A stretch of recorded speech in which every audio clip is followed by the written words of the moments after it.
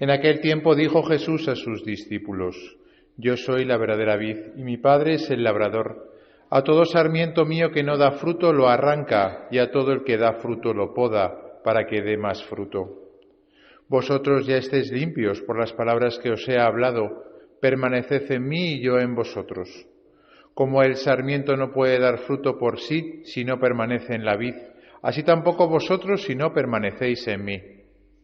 Yo soy la vid, vosotros los sarmientos. El que permanece en mí y yo en él, ese da fruto abundante, porque sin mí no podéis hacer nada.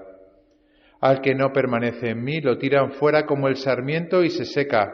Luego lo recogen y los echan al fuego y arden. Si permanecéis en mí y mis palabras permanecen en vosotros, pediréis lo que deseéis y se realizará. Palabra del Señor.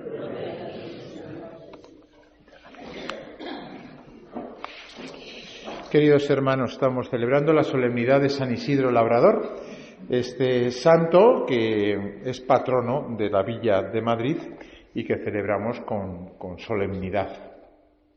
Siempre que llega San Isidro uno tiene la sensación de que no sabemos muy bien si San Isidro representa hoy en día a una ciudad tan moderna como Madrid, donde la agricultura y la ganadería pues no es precisamente lo que más se ve por las calles, ¿verdad?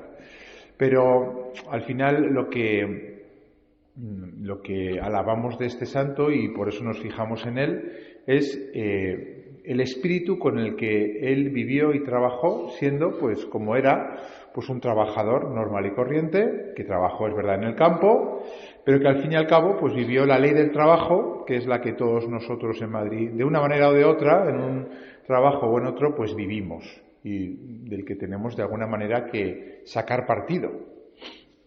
Hace ya tiempo vi un vídeo de estos que se suben a las redes sociales de una chica joven que decía, y perdóname la expresión, pero la chica lo decía así: hace 40 años mis padres se acostaron y yo tengo que estar levantándome hoy a las 6 de la mañana para ir a trabajar.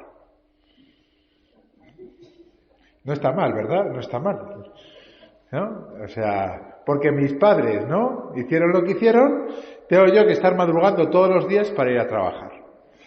En el fondo es cuando hay estas cosas que son como quejas profundas existenciales, hay que hacerles caso, porque no deja de ser verdad que el día a día nos puede costar y que el trabajo puede ser, normalmente lo vemos como una carga. Incluso la propia existencia, a veces. Oye, yo no he pedido permiso para vivir. ¿Por qué tengo que estar viviendo? Y además, viviendo, pues no precisamente como un rey, sino que tengo que trabajar. Tengo que levantarme, tengo que madrugar. Y además parece que es un castigo que, como leemos en Génesis 3, es fruto del pecado original, ¿no? Porque cuando Adán y Eva comen de la manzana, pues les dice Dios, a partir de ahora, le dice a Adán, comerás del fruto de tu trabajo con sudor. Tendrás que inclinarte y tendrás que sudar y lo vas a pasar mal. Y entonces, claro, la concepción que tenemos del trabajo pues es bastante negativa.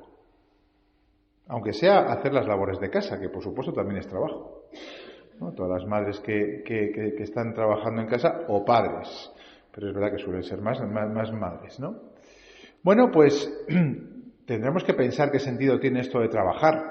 Si es un castigo de Dios o si es algo diferente. Si tenemos esa idea, está claro que madrugar nos cuesta la vida. Y como dice esta chica, pues al final efectivamente, porque tengo que estar yo aquí pagando las consecuencias de Adán y Eva, de mis padres o de quien sea. El plan de Dios sobre el trabajo no era ciertamente una carga que nos castigase. Todo lo contrario. La idea de Dios cuando nos concede el poder trabajar es justo la contraria, es colaborar con Él en la creación. Colaborar con Él, es decir, de alguna manera hacer como dioses el trabajo que Dios había hecho y que nosotros podemos seguir haciendo. Y oye, ciertamente que cuando uno se queda en paro y no puede trabajar y se siente inútil, parece que se le cae la vida, porque da la impresión de que no sirve para nada. Lo que pasa es que luego te pones a trabajar y tienes que madrugar y ya se te olvida eso, de cuando estabas parado. Pero ciertamente que hay una sensación muy profunda que cuando estamos trabajando, nuestra vida tiene sentido. Estamos colaborando con la creación de Dios. Lo que pasa es que en un segundo momento, después del pecado original, esa colaboración con Dios comenzó a ser costosa. Nos cuesta, es un sacrificio en el sentido de que hay que sufrir por ello. Que esto es precisamente lo que significa que cuando nos bautizan, el sacerdote y el catecismo dice, oye, desde que os bautizáis sois sacerdotes, profetas y reyes. A mí, cuando me decían eso de pequeño, yo decía, mira, yo no entiendo nada. Lo de sacerdote no lo entiendo, porque yo no soy sacerdote cuando no era cura, claro. Profeta tampoco, y rey, desde luego que no. ¿Qué significa eso, sacerdotes, profetas y reyes? Ya hablamos alguna vez de profetas y de reyes, pero ¿sacerdote qué significa? Pues sacerdote significa el que hace de unión entre Dios y el hombre, ¿no? También se llama pontífice, de puente entre Dios y el hombre. Ese es el sacerdote, de tal manera que desde que estamos bautizados, todo lo que hacemos lo ofrecemos a Dios. Y colaboramos con Él. Eso es el sacerdote desde el bautismo. Todo lo que hacemos, lo hacemos sagrado. Y me diréis, ¿cualquier cosa? Sí, cualquier cosa. Cualquier cosa. Si la hacemos con el espíritu que Dios quiere, lo hacemos sagrado. Hace un mes o así, a mí se me quedó estropeada la moto y la dejé ahí en medio de Madrid. Llamé al seguro y cuando vino la grúa, bajó un chico que hizo pues su trabajo, que no era otra cosa que comprobar si la batería estaba bien, arrancarme la moto y dejarme ir porque la batería funcionaba. Pero lo hizo de tal manera, con tal espíritu, con tales palabras, con una sonrisa tal que dices, este hombre que está con una grúa por Madrid está haciendo las cosas sagradas. Y me ha pasado con más personas, pocas, hay que reconocerlo. Me pasó otra vez con uno de una compañía telefónica, que no voy a decir cuál es para no hacer propaganda, que por desgracia me la han cambiado al asesor. Oye, cuando yo le pedía algo, lo hacía con tal rigurosidad, se lo apuntaba todo en la agenda, luego me mandaba un mail, que daba gusto el hombre. Que un día le mandé un mail, no me contestó y me empecé a preocupar, digo, se me ha muerto. Y que resulta que tenía la base en Valencia y ese día en Valencia era fiesta. Y cuando me contestó al día siguiente, me pidió perdón porque aquel día no me había podido contestar. O sea, que puedes estar de cobrador de peajes, que quizás es de las cosas más tristes que hay en la vida, porque no tienes ni tiempo para hablar con la persona y tiene prisa. Y si lo haces con una sonrisa y con el Espíritu de Dios, le puedes estar alegrando la vida a una persona, porque te ve esa sonrisa cuando precisamente le estás cobrando el peaje, que no es lo más ilusionante del mundo. Podemos hacer las cosas sagradas. Eso significa sacrificio. Sacrificio significa hacer sagrado. Satisfacere, hacer sagrado. Y me dices, hombre, ¿por qué el sacrificio siempre cuesta? No. El sacrificio, en esencia, es hacer sagradas las cosas. Y si tú haces la comida a tus hijos con amor, estás haciendo un sacrificio. Y me diréis, pues no me cuesta. Claro, porque en principio, lo que Dios hizo para el trabajo no era costoso. Nos hizo, como hemos dicho, colaboradores suyos. Y por tanto, el poder colaborar con Dios, hacer las cosas sagradas, no nos debería de costar. Es más, según avanzamos por la vida espiritual, no nos debería de costar el trabajar y el colaborar con la obra de Dios. Pero no seamos ingenuos, precisamente porque después de Adán y Eva el ser humano está en un estado caído que se llama con concupiscencia, pues no siempre los sacrificios son agradables, no siempre son espontáneos, no siempre te nacen. Y ahí es cuando tenemos esa idea del sacrificio como algo costoso. Pero en sí mismo el sacrificio es lo que día a día hacemos, que hacen las cosas sagradas. Y a veces tenemos que hacerlo a contrapelo, costándonos. Y en ese sentido, efectivamente, hacemos las cosas sagradas con el sudor de nuestra frente, que es lo que Dios le dijo a Adán. Porque esto del castigo de la manzana, no hay que creer que es, pues eso, Dios puesto a castigar. No. Cuando Dios parece que castiga a Adán y Eva, lo que le está diciendo es: habéis hecho lo que os da la gana, y porque os habéis hecho lo que os da la gana, tenéis que pagar vosotros mismos las consecuencias. Y lo único que hace es declarar, mostrar lo que les va a pasar a partir de entonces. Cuando le dice, por ejemplo, a la mujer: a partir de ahora estarás sometida a tu marido. No es un texto machista, todo lo contrario, es el primer texto feminista de la Biblia, donde denuncia el sometimiento que muchas veces va a sufrir la mujer por parte del hombre. Consecuencia del pecado, no del castigo de Dios. Cuando Dios nos dice: oye, te va a costar trabajar, te está diciendo: oye, prepárate, porque levantarte por la mañana pronto te va a costar. Pero te va a ayudar, es bueno para ti. Trabajar es colaborar con mi obra.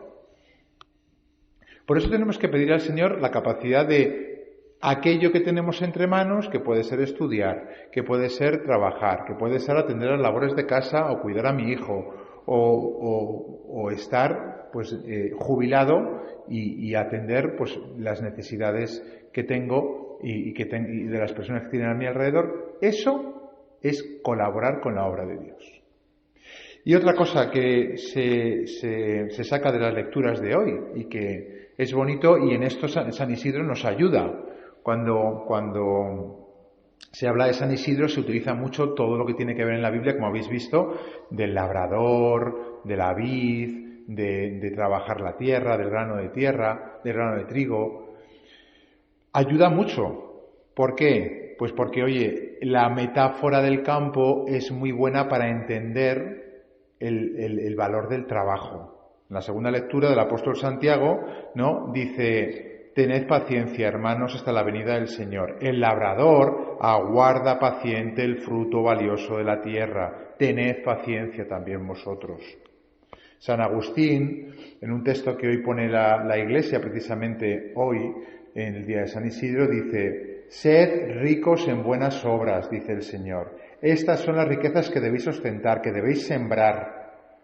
Estas son las obras a las que se refiere San Pablo cuando dice que no debemos cansarnos de hacer el bien, pues a su debido tiempo recogeremos. Sembrad. Aunque no veáis todavía lo que habéis de recoger, tened fe y seguid sembrando. ¿Acaso el labrador, cuando siembra, contempla ya la cosecha? El trigo de tantos sudores guardado en el granero, lo saca y lo siembra, confía sus granos a la tierra. ¿Y vosotros, no confiéis vuestras obras al que hizo el cielo y la tierra? Son metáforas muy bonitas para entender que cuando trabajamos, que cuando hacemos el bien, que cuando hacemos buenas obras, que cuando hacemos nuestro día a día sencillo, con buen espíritu, con caridad, con amor, hay veces que no vemos el fruto de nuestro trabajo. Es más, vemos lo contrario. El grano de trigo se pudre, muere.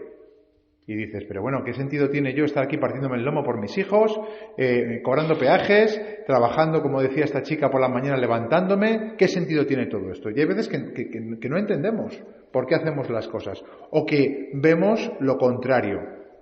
Nosotros sembrando y aquí doblando la espalda para no cosechar, para no ver nada. Y dice San Agustín y la Sagrada Escritura: espera, ten paciencia, confía todas las obras buenas a Dios.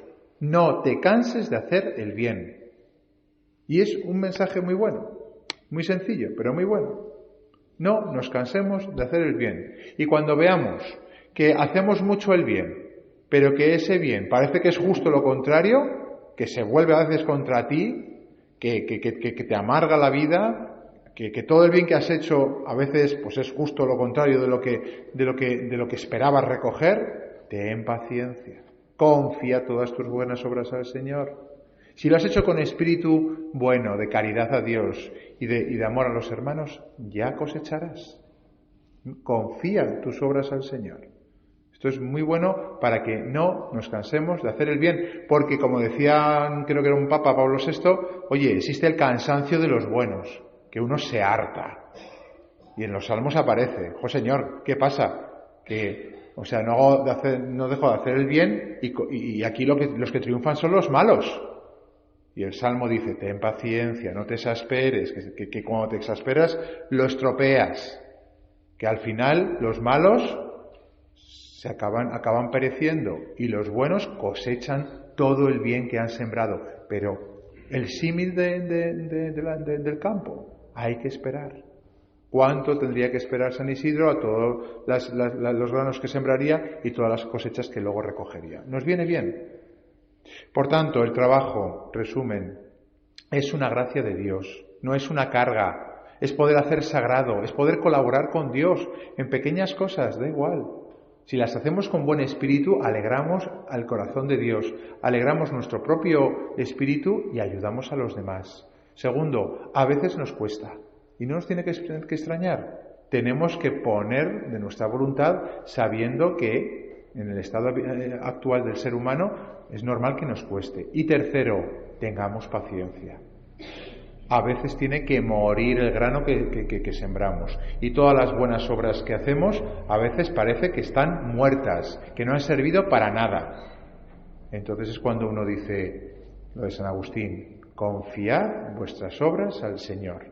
Si son buenas, si las habéis hecho con buen espíritu, cosecharéis. El grano de trigo tiene que morir para dar fruto.